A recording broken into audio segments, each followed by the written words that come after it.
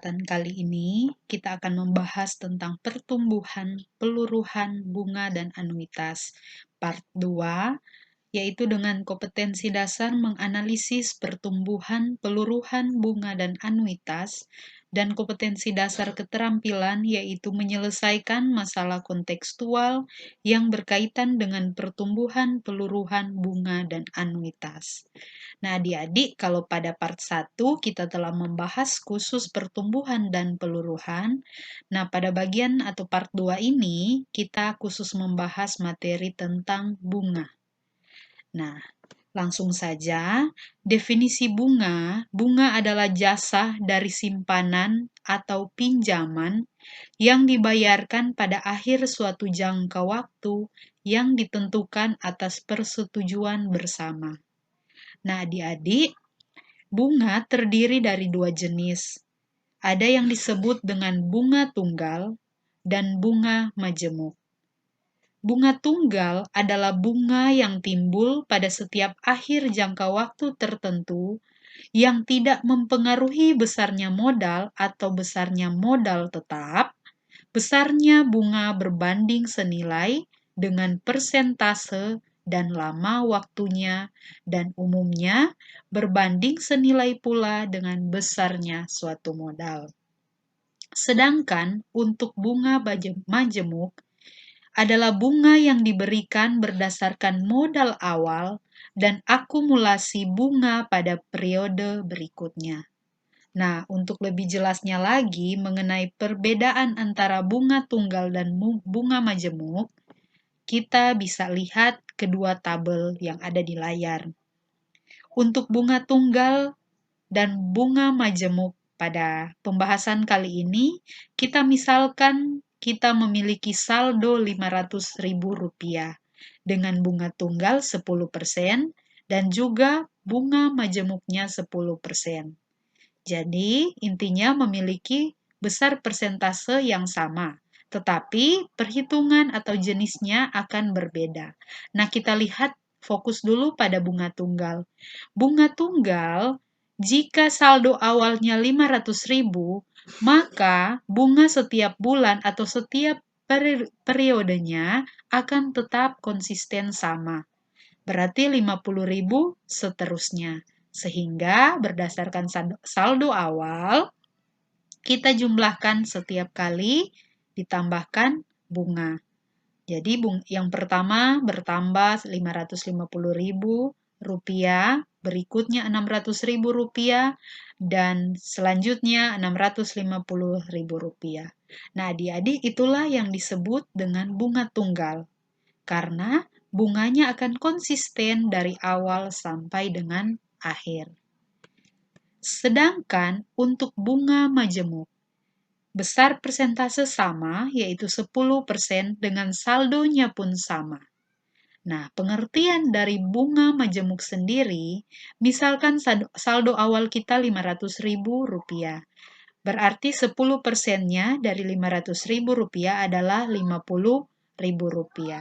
Nah, sehingga saldo berikutnya sudah menjadi Rp550.000. Pada akhirnya, selanjutnya, 10% kita hitung bukan lagi pada saldo awal Rp500.000, tetapi kita hitung dari 10% dari Rp550.000 sehingga kita memperoleh yaitu sebesar Rp55.000. Nah, sehingga selanjutnya saldo Rp550.000 ditambahkan lagi dengan Rp55.000 sehingga menjadi Rp605.000. Nah, berikutnya perhitungan bunga juga lagi didasarkan pada saldo akhir, yaitu Rp605.000. 10%-nya yaitu Rp60.500. Sehingga kita jumlahkan lagi Rp605.000 ditambahkan dengan Rp60.500, hasilnya diperoleh Rp665.500. Nah, adik-adik, tentunya kalau kita menginginkan bentuk tabungan yang menguntungkan, tentunya kita akan memilih bunga majemuk. karena bunga majemuk sangat menguntungkan untuk kita yang menabung. Nah, tentunya sebaliknya, jika kita meminjam suatu modal, tentunya kita akan lebih memilih bunga tunggal karena akan lebih ringan dibandingkan dengan bunga majemuk. Jadi intinya seperti itu adik-adik, perbedaan antara bunga tunggal dan bunga majemuk. Nah, setelah kita membahas perbedaan antara bunga tunggal dan bunga majemuk, kita lanjut pada pembahasan bunga tunggal. Nah, adik-adik, jika suatu modal disimbolkan dengan M, dibungakan dengan suku bunga tunggal disimbolkan dengan I% setiap tahun, dan lama waktu disimbolkan dengan N, maka akan berlaku perhitungannya seperti ini. Nah, adik-adik, konsepnya hanya berbeda jika kita diminta atau soalnya berbentuk bulan, tahun, ataukah hari. Nah, untuk perhitungan dalam bentuk tahun, rumusnya seperti ini.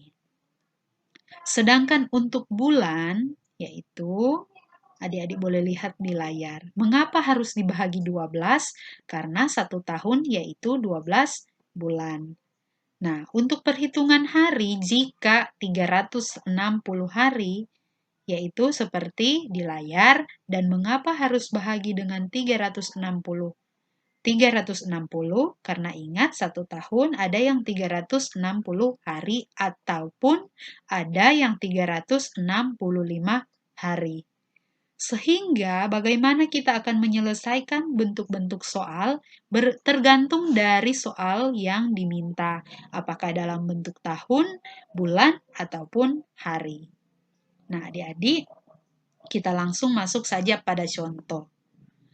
Misalkan Tasya menginvestasikan modal sebesar 1 juta rupiah di koperasi dengan sistem bunga tunggal 12% per tahun. Tentukanlah modal Tasya pada bulan kelima. Nah, adik-adik, penyelesaiannya yaitu kita terlebih dahulu menentukan apa yang diketahui. Misalkan yang pertama modal atau simbolnya M, yaitu 1 juta rupiah. Bunga tunggalnya atau simbol I, yaitu sebesar 12% per tahun. N-nya atau periode waktunya, yaitu bulan kelima, berarti selama 5 bulan. Tentunya rumus yang akan kita gunakan yaitu rumus pada perhitungan menggunakan bulan. Karena soal ini yang ditanyakan atau yang harus kita tentukan adalah modal pada bulan kelima. Sehingga rumusnya untuk menentukan bunga, ya kita cari M-nya yaitu modal, I-nya yaitu 12%. 12% ingat adalah 12 per 100 dikali dengan 5 per 12. 5 diperoleh dari jumlah periodnya atau waktunya. Sehingga dengan perhitungan matematik kita memperoleh 50.000. Adik-adik, inilah bunga yang kita peroleh selama 5 bulan jika bunga tunggalnya 12% per tahun. Sehingga kita jumlahkan dengan modal awal yang dimiliki atau diinvestasikan Tasya, yaitu 1 juta rupiah. Sehingga modal Tasya pada bulan kelima adalah 1.050.000 rupiah.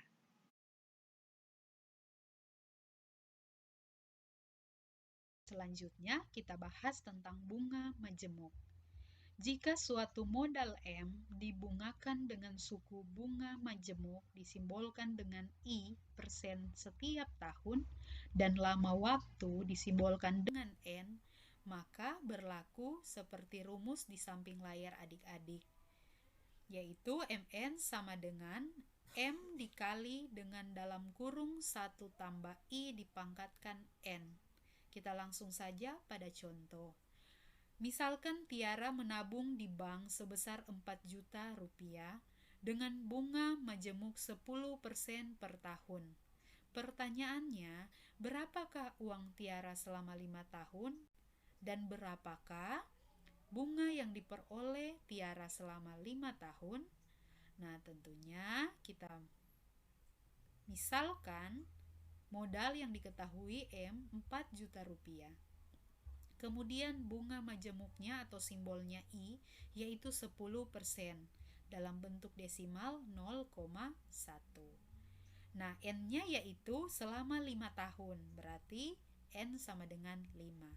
Dengan menggunakan rumus bunga majemuk, maka diperolehlah M5 berarti tahun kelima atau 5 tahun kemudian sama dengan modal 4 juta dikali dengan dalam kurung 1 tambah I. I-nya 0,1 dipangkatkan N, dipangkatkan 5. Sehingga hasil dari penjumlahan 1 ditambah 0,1, 1,1. Nah, kemudian dicarilah 1,1 dipangkatkan 5 yaitu 1,61051. Sehingga hasil akhirnya yaitu 4 juta dikalikan dengan 1,61051. Sehingga kita bisa lihat diperoleh 6.442.040. Dengan demikian, uang Tiara pada tahun kelima akan berjumlah 6.442.040 rupiah. Nah, tadi ditambahkan soalnya yaitu berapakah bunga yang diperoleh oleh Tiara. Caranya tentu mudah saja. Jumlah pada tahun kelima total modalnya 6.442.040 rupiah. Kita kurangi dengan 4 juta rupiah sehingga akan diperoleh bunganya yaitu 2.442.040 rupiah.